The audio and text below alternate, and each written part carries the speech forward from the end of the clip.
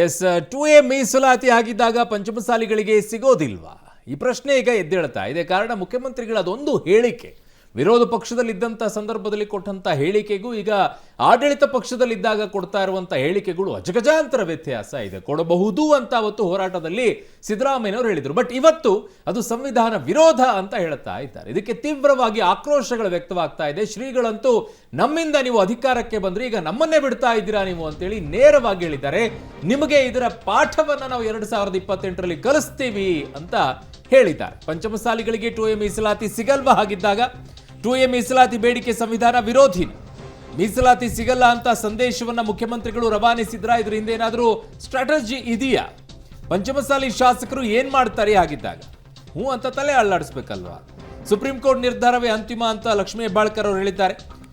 ಇನ್ನು ಸಿಎಂ ಹೇಳಿಕೆಗೆ ಜಯಮೃತ್ಯುಂಜಯ ಶ್ರೀಗಳು ಕೆಂಡ ಕಾರಿದ್ದಾರೆ. 2028 ಎಲೆಕ್ಷನ್ ಅಲ್ಲಿ ಬುದ್ಧಿ ಕಲಿಸ್ತೀವಿ ಅಂತ ವಾರ್ನಿಂಗ್ ಕೂಡ ಕೊಟ್ಟಿದ್ದಾರೆ. ಇನ್ನು 2028 ಬಹಳ ತಡ ಇದೆ. ಅವಾಗ ಏನೇನು ಬದಲಾವಣೆ ಆಗುತ್ತೋ ಗೊತ್ತಿಲ್ಲ. ಒಟ್ಟಿನಲ್ಲಿ ಏನೆಲ್ಲ ಬೆಳವಣಿಗೆ ಇವತ್ತಾಗಿದೆ ಅಂತ ನೋಡಿ. ಪಂಚಮಸಾಲಿಗಳಿಗೆ 2A ಮೀಸಲಾತಿ ಸಿಗಲ್ವಾ? 2A ಮೀಸಲಾತಿ ಬೇಡಿಕೆ ಸಂವಿಧಾನ ವಿರೋಧಿನ? ಮೀಸಲಾತಿ ಸಿಗಲ್ಲ ಅಂತ ಸಂದೇಶ ರವಾನಿಸಿದ್ರ ಸಿಎಂ? ಹೌದು, 2A ಮೀಸಲಾತಿಗಾಗಿ ಒತ್ತಾಯಿಸಿ ರಾಜ್ಯಾದ್ಯಂತ ಪಂಚಮಸಾಲಿಗಳು ಹೋರಾಟ ನಡೆಸ್ತಾ ಇದ್ದಾರೆ. ಮೊನ್ನೆಯಷ್ಟೇ ಪೊಲೀಸರು ಲಾಠಿ ಪ್ರಹಾರ ನಡೆಸಿದ್ದ ಬೆನ್ನಲ್ಲೇ ವಿವಾದ ತಾರಕಕ್ಕೇರಿದೆ. ಇವತ್ತು ವಿಧಾನ ಪರಿಷತ್ನಲ್ಲಿ ಹೇಳಿಕೆ ಕೊಟ್ಟ ಸಿಎಂ ಸಿದ್ದರಾಮಯ್ಯ 2A ಮೀಸಲಾತಿ ಬೇಡಿಕೆ ಸಂವಿಧಾನ ವಿರೋಧವಾಗಿದೆ, ಮೀಸಲಾತಿ ಅಸಾಧ್ಯ ಅಂತ ಸಿಎಂ ಪರೋಕ್ಷವಾಗಿ ಸಂದೇಶವನ್ನ ರವಾನಿಸಿದ್ದಾರೆ. ಈ ಹಿಂದೆ ಅಂದ್ರೆ 2023ರಲ್ಲಿ ಬೊಮ್ಮಾಯಿ ಸರ್ಕಾರ ಸುಪ್ರೀಂ ಕೋರ್ಟ್ಗೆ ಪ್ರಮಾಣ ಪತ್ರ ಸಲ್ಲಿಸಿದ್ದು, ಸರ್ಕಾರ ತೆಗೆದುಕೊಂಡಿರೋ ತೀರ್ಮಾನವನ್ನ ಅನುಷ್ಠಾನ ಮಾಡೋದಿಲ್ಲ ಅಂತ ಸುಪ್ರೀಂಗೆ ಪ್ರಮಾಣ ಪತ್ರ ಸಲ್ಲಿಸಿರೋದಾಗಿ ಸಿಎಂ ಸ್ಪಷ್ಟಪಡಿಸಿದ್ದಾರೆ. 2A ಸೇರಿಸಬೇಕು ಅಂತೇಳಿ ಹೋರಾಟವನ್ನು ಮಾಡ್ತಾ ಇದ್ದಾರೆ. ನೋಡಿ, ನೀವು ಹೋರಾಟ ಮಾಡೋದು ನಂದು ತಪ್ಪು ಅಂತ ನಾನು ಹೇಳಕ್ ಹೋಗಲ್ಲ. ಆದ್ರೆ ನೀವು ಇಟ್ಟಿರ್ತಕ್ಕಂಥ ಒತ್ತಾಯ, ನಾ ಬೇಡಿಕೆ ಅಂತ ಹೇಳಲ್ಲ, ಒತ್ತಾಯ, ಅದು ಸಂವಿಧಾನಕ್ಕೆ ವಿರುದ್ಧವಾಗಿದೆ. ಯಾಕಂದ್ರೆ article 340 of the Indian constitution says ಯಾರೇ ಬ್ಯಾಕ್ವರ್ಡ್ ಕ್ಲಾಸ್ಗೆ ನಲ್ಲಿ ಅವಕಾಶವನ್ನು ಪಡ್ಕೋಬೇಕಾದ್ರೆ ಆರ್ಟಿಕಲ್ 340 ನಲ್ಲಿ ಏನು ಹೇಳ್ತಾರೆ ಅದರ ಪ್ರಕಾರ ನಡ್ಕೋಬೇಕು. 340 ಆಫ್ ದಿ ಇಂಡಿಯನ್ ಕಾನ್ಸ್ಟಿಟ್ಯೂಷನ್.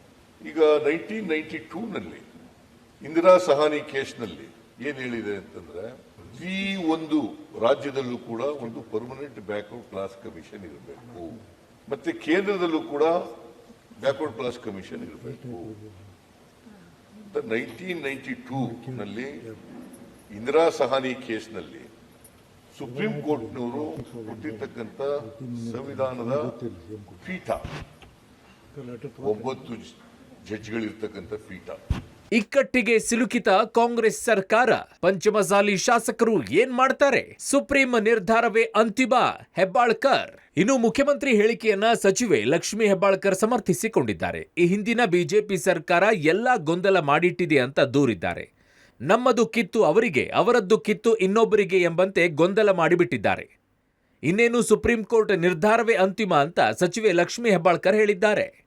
ಈಗ ನಮ್ಮ ಮುಂದೆ ಇರುವಂಥದ್ದು ಏನು ಮಾನ್ಯ ಮುಖ್ಯಮಂತ್ರಿಗಳು ಹೇಳಿದ್ದಾರೆ, ಅದು ನಮ್ಮ ಕೈಯಿಂದ ಮುಂದೆ ಹೋಗ್ಬಿಟ್ಟಿದೆ. ಯಾಕಂದರೆ ಈಗ ಸುಪ್ರೀಂ ಕೋರ್ಟ್ ಹಂತದಲ್ಲಿ ಈ ಕೇಸ್ ನಡೀತಾ ಇರುವಂಥದ್ರಲ್ಲಿ ಈ ಹೋರಾಟದ ದಿಕ್ಕು ದೆಸೆ ಏನಾಗುತ್ತೆ ಅನ್ನೋದು ಎಲ್ಲರೂ ಕನ್ಫ್ಯೂಷನ್ನಲ್ಲಿದೆ.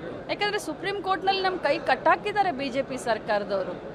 2D 2C ಮಾಡಿಬಿಟ್ಟು ಗೊಂದಲ ಸೃಷ್ಟಿ ಮಾಡಿ ಅಂಡರ್ಟೇಕಿಂಗ್ ಕೊಟ್ಟಂಗೂ ಮಾಡಿದ್ರು, ಈ ಕಡೆ ಕಸ್ಕೊಂಡಂಗೂ ಮಾಡಿದ್ರು, ಬೇರೆ ಸಮಾಜಕ್ಕೆ ಅನ್ಯಾಯನೂ ಮಾಡೋ ಹಂಗೆ ಮಾಡಿದ್ರು. ಸೊ ಸಂಪೂರ್ಣವಾಗಿ ಗೊಂದಲವನ್ನ ಮಾಡಿದ್ರು. ಸಿಎಂ ಹೇಳಿಕೆಗೆ ಪಂಚಮಸಾಲಿ ಶ್ರೀ ಕೆಂಡ, ಲಿಂಗಾಯತರ ಮತ ಕೇಳಬೇಡಿ ಎಂದ ಸ್ವಾಮೀಜಿ, 2028ರ ಎಲೆಕ್ಷನ್ ನಲ್ಲಿ ಬುದ್ಧಿ ಕಲಿಸ್ತೇವೆ. ಪಂಚಮಸಾಲಿಗಳ ಬೇಡಿಕೆ ಸಂವಿಧಾನ ವಿರೋಧಿ ಅಂದಿರೋ ಸಿಎಂ ಸಿದ್ದರಾಮಯ್ಯ ವಿರುದ್ಧ ಆಕ್ರೋಶ ಸ್ಫೋಟಗೊಂಡಿದೆ. ಹೋರಾಟ ಅಸಂವಿಧಾನಿಕ ಅಂದಾದ್ರೆ ಲಿಂಗಾಯತರ ಮತಗಳನ್ನ ಯಾಕೆ ಕೇಳುತ್ತೀರಿ ಅಂತ ಪಂಚಮಸಾಲಿ ಶ್ರೀಗಳು ಪ್ರಶ್ನೆ ಮಾಡಿದ್ದಾರೆ. ಅಸಂಬದ್ಧ ಹೇಳಿಕೆ ನೀಡಿ ದಿಕ್ಕು ತಪ್ಪಿಸಬೇಡಿ ಅಂತ ಜಯಮೃತ್ಯುಂಜಯ ಶ್ರೀ ಹೇಳಿದ್ದಾರೆ. ಮುಂದಿನ ಎಲೆಕ್ಷನ್ನಲ್ಲಿ ಪಾಠ ಕಲಿಸುವುದಾಗಿಯೂ ಶ್ರೀಗಳು ಎಚ್ಚರಿಕೆ ಕೊಟ್ಟಿದ್ದಾರೆ. ಹೊಟ್ಟೆ ತುಂಬ ಊಟ ಕೊಡ್ರಿ ಅಂತ ಕೇಳಿದ್ವಿ, ಆದರೆ ನೀವು ನಮಗೆ ಹೊಟ್ಟೆ ತುಂಬ ಊಟ ಕೊಡಲ್ಲ, ಹಿಂಗೆ ಸ್ವಲ್ಪ ಹೊಟ್ಟೆಗೆ ನಾಷ್ಟ ಕೊಡ್ತಂದೆ ಟಿಫಿನ್ ಕೊಡ್ತೀನಿ ಅನ್ನಕತ್ತೀರಿ, ಅಷ್ಟಾರ ಕೊಟ್ಟು ಪುಣ್ಯ ಕಟ್ಕೊಡ್ರಿ ಅಂತೀರಿ. ನಾವು ಕಷ್ಟಪಟ್ಟು ಹೋರಾಟ ಮಾಡಿ ತಂದಿದ್ದೈತಲ್ಲ, ಅದೇನು ಗೆಜೆಟ್ ಆಗಿದ್ದಿಲ್ಲ. ನಿಮ್ಮವ್ರಿಗೆ ಬೇಕಾದ್ರ ಮುಖಾಂತರ ಕೇಸ್ ಹಾಕ್ಸಿರಿ, ನೀವೇ ಹಾಕ್ಸಿರಲ್ಲ, ಅದು ವಾಪಸ್ ಪಡ್ಕೊಂಡು ಮೀಸಲಾತಿ ಕೊಡ್ರಿ. ಲಿಂಗಾಯತರಿಗೆ OBC ಶಿಫಾರಸ್ ಮಾಡ್ರಿ, ಅದ್ರ ಬಗ್ಗೆ ಹೇಳ್ರಿ ನೀವು. ಅದು ಸಂವಿಧಾನಕ್ಕೂ ಆ ಸಂವಿಧಾನ ಅಂದ್ರೆ ನಿಮ್ಮ ದೃಷ್ಟಿಯಲ್ಲಿ ಲಿಂಗಾಯತರಿಗೆ ಆ ಸಂವಿಧಾನಕ್ಕೆ ಶಬ್ದ ಐತೆ, ಮತ್ತೆ ಲಿಂಗಾಯತ ಓಟ್ ಯಾಕೆ ಪಡ್ಕೊಂತೀರಿ? ಹೇಳ್ಬಿಡ್ರಿ ಲಿಂಗಾಯತ ನೀವೆಲ್ಲ ಆ ಸಂವಿಧಾನಿಕ ಅದಿರ ಅಂತೇಳಿ. ನೀವು ಈ ರೀತಿಯಾಗಿ ಹೇಳಿಕೆ ಹೇಳುವಂಥದ್ದು ಇಡೀ ಸಮಾಜಕ್ಕೆ ಅವಮಾನ ಮಾಡುವಂಥದ್ದು. ನೀವು ಒಬ್ಬ ಪ್ರಜ್ಞಾವಂತ ರಾಜಕಾರಣಿಯಾಗಿ ಈ ರಾಜ್ಯದ ಮುಖ್ಯಮಂತ್ರಿಗಳಾಗಿ ಸಂವಿಧಾನ ನೀವು ಒಬ್ಬರೇ ಓದಿಲ್ಲ, ಇಡೀ ಲಿಂಗಾಯತರು ಓದಿದ್ದಾರೆ. ನಾವೆಲ್ಲ ಬಸವಣ್ಣನ ಭಕ್ತರಿದ್ದೇವೆ. ಬಸವಣ್ಣವ್ರು ಅಂಬೇಡ್ಕರ್ನ ಇದ್ರ ಕಣ್ಣಂತ ನಂಬಿರ್ತಕ್ಕಂಥವ್ರು. ಈ ರೀತಿಯಾಗಿ 7 ಕೋಟಿ ಕನ್ನಡಿಗರನ್ನು ದಾರಿ ತಪ್ಪಿಸೋ ಪ್ರಯತ್ನ ಮಾಡಬೇಡ್ರಿ. ಇಡೀ ಕರ್ನಾಟಕ ಜನ ಮಾರಣಾಂತಿಕ ಹಲ್ಲೆ ಮಾಡ್ತಕ್ಕಂಥ ನಿಮ್ಮ ದುಷ್ಕೃತ್ಯವನ್ನು ಕಣ್ಸಕತ್ತಾರೆ. ಅದನ್ನು ಡೈವರ್ಟ್ ಮಾಡೋಕ್ಕೋಸ್ಕರ ಈ ರೀತಿ ಸುಳ್ಳು ಹೇಳಕತ್ತಿಲ್ಲ. ನೀವೇನು ಬೇಕಾದ ಹೇಳ್ಕೊಡ್ರಿ, ನಾವು ಸಂವಿಧಾನ ಪರವಾಗದವಿ, ಸಂವಿಧಾನದ ಆಶಯವಾಗಿ ನ್ಯಾಯಪಡಿಸಿ. ಇನ್ನು ಸಿಎಂ ಹೇಳಿಕೆಗೆ ವ್ಯಾಪಕ ಆಕ್ರೋಶ ವ್ಯಕ್ತವಾಗಿದೆ. ವಿಧಾನಸಭೆಯಲ್ಲಿ ಕೆಲಕಾಲ ಗದ್ದಲ ಉಂಟಾಗಿ ಕಲಾಪವು ಮುಂದೂಡಿಕೆಯಾಯಿತು. ಧರ್ಮಾಧಾರಿತ ಮೀಸಲಾತಿ ಸಂವಿಧಾನ ವಿರೋಧಿ ಅನ್ನೋದಾದ್ರೆ ಮುಸ್ಲಿಮರಿಗೆ ಕೊಟ್ಟಿರೋ ಮೀಸಲಾತಿಯೂ ಕೂಡ ಧರ್ಮದ ವಿರೋಧಿಯಾಗಿದೆ. ನಾವು ಸಂವಿಧಾನಬದ್ಧವಾಗಿಯೇ ಮೀಸಲಾತಿ ಕೇಳುತ್ತಿದ್ದೇವೆ ಅಂತ ಬಿಜೆಪಿ ನಾಯಕರು ಹೇಳಿದ್ದಾರೆ.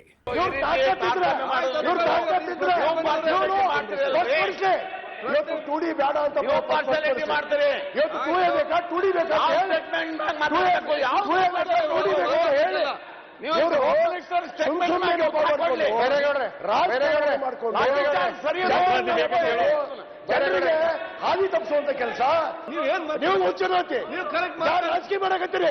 ಪಾಪ ರೈತರಿಗೂ ಹೊಡಿಸೋರು ನೀವು, ರೈತರು ನೀವು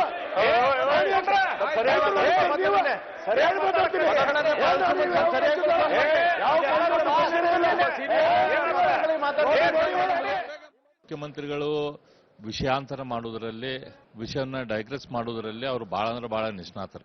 ಆ ಪ್ರಯತ್ನವನ್ನು ಈಗ ಕೂಡ ಅವ್ರು ಮಾಡಕ್ಕೆ ನೋಡ್ತಿದ್ದಾರೆ. ಅದಾಗಲ್ಲ. ಅವರೇನು ಸಮಾಜದ ಮೇಲೆ ಲಾಠಿ ಪೈಟ್ ಕೊಟ್ಟಿದಾರ, ಅದು ಸಮಾಜ ಮರಿದಿಲ್ಲ. ಅದನ್ನ ನೆನ್ಪಿಟ್ಕೊಂತೈತಿ. ಅವರು ಯಾವುದೇ ರೀತಿಯಿಂದ ಏನೇ ರೀತಿಯಿಂದ ಪ್ರಯತ್ನ ಮಾಡಿದ್ರು ಕೂಡ ವಿಷಯಾಂತರ ಆಗುವುದಿಲ್ಲ. ಸಂವಿಧಾನದ ಪ್ರಕಾರ ನಾವು ಕೇಳ್ತಾ ಇದ್ದೇವೆ. ಅಂಬೇಡ್ಕರ್ ಅವರು ಕೊಟ್ಟ ಸಂವಿಧಾನದ ಪ್ರಕಾರ ಕೊಡಕ್ಕೆ ಸಾಧ್ಯ ಐತಿ, ಅದನ್ನ ಅವ್ರು ಕೊಡಬೇಕು. ಕಾಂಗ್ರೆಸ್ನೇ ಸಂವಿಧಾನ ವಿರೋಧಿ ಪಕ್ಷ.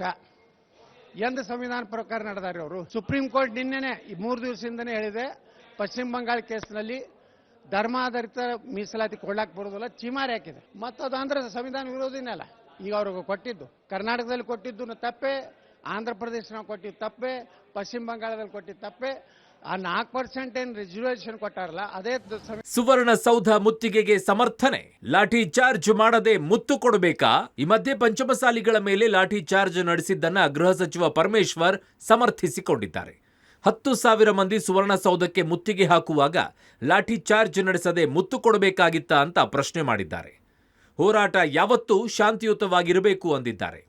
ಇನ್ನೊಂದೆಡೆ ನಾನು ಯಾರಿಗೂ ಹೆದರಿಸಿಲ್ಲ ಅಂತ ಸಿಎಂ ಸ್ಪಷ್ಟಪಡಿಸಿದ್ದಾರೆ. ನಾನು ಯಾರನ್ನೂ ಎದುರಿಸಲ್ಲ, ನಾನು ಯಾರನ್ನೂ ಪ್ರಜಾಪ್ರಭುತ್ವದಲ್ಲಿ ಯಾರು ಎದುರಿಸಕ್ಕಾಗಲ್ಲ, ಗೊತ್ತಾಯ್ತಾ? ಅದರಿಂದ ನಾನು ಯಾರನ್ನೂ ಎದುರಿಸಕ್ ಹೋಗಲ್ಲ, ನಾನು ಯಾರಿಗೂ ಎದುರಲ್ಲ. ಸರಿ ಆಯ್ತು. 10,000 ಜನ ಸುವರ್ಣಸೌಧಕ್ಕೆ ಬರ್ತಾರೆ ಅಂದ್ರೆ ಲಾಠಿ ಚಾರ್ಜು ಮಾಡಬಾರ್ದು, ಮುತ್ತಿಕ್ಬೇಕಾ? Is that what is the advice from the opposition? ಅದರಿಂದ ಮಾನ್ಯ ಅಧ್ಯಕ್ಷರೇ, ಇವತ್ತು ಘಟನೆ ಯಾಕಾಯ್ತು, ಹೆಂಗಾಯ್ತು, ಒಂದು ಎಲೆಕ್ಟೆಡ್ ರೆಸ್ಪಾನ್ಸಿಬಲ್ ಗವರ್ಮೆಂಟ್ ಹೇಗೆ ನಡ್ಕೊಳ್ಬೇಕು ಅನ್ನೋದ್ರ ಬಗ್ಗೆ ನಾನು ಇವತ್ತು ಹೇಳ್ತಾ ಇದ್ದೇನೆ. ಆದ್ರಿಂದ ಯಾರೂ ಕೂಡ ಈ ರಾಜ್ಯದಲ್ಲಿ ಕಾನೂನನ್ನ ಕೈಗೆತ್ತಿಕೊಳ್ಳೋದಕ್ಕೆ ನಾವು ಬಿಡೋದಿಲ್ಲ, ಸ್ಪಷ್ಟವಾಗಿ ಹೇಳ್ತಾ ಇದ್ದೇನೆ ಆಸ್ ಎ ಹೋಮ್ ಮಿನಿಸ್ಟರ್. ಇವೆಲ್ಲ ಬೆಳವಣಿಗೆಗಳ ಮಧ್ಯೆ ರಾಜ್ಯಾದ್ಯಂತ ಪಂಚಮಸಾಲಿಗಳ ಹೋರಾಟ ತೀವ್ರಗೊಂಡಿದೆ. ಗದಗದಲ್ಲಿ ಮೀಸಲಾತಿ ಪ್ರತಿಭಟನೆಯ ವೇಳೆ ಪ್ರತಿಭಟನಾಕಾರನಿಗೆ ಬೆಂಕಿ ತಗುಲಿದೆ. ಆದರೆ ಯಾವುದೇ ಅನಾಹುತವಾಗಿಲ್ಲ. Bureau report, public TV.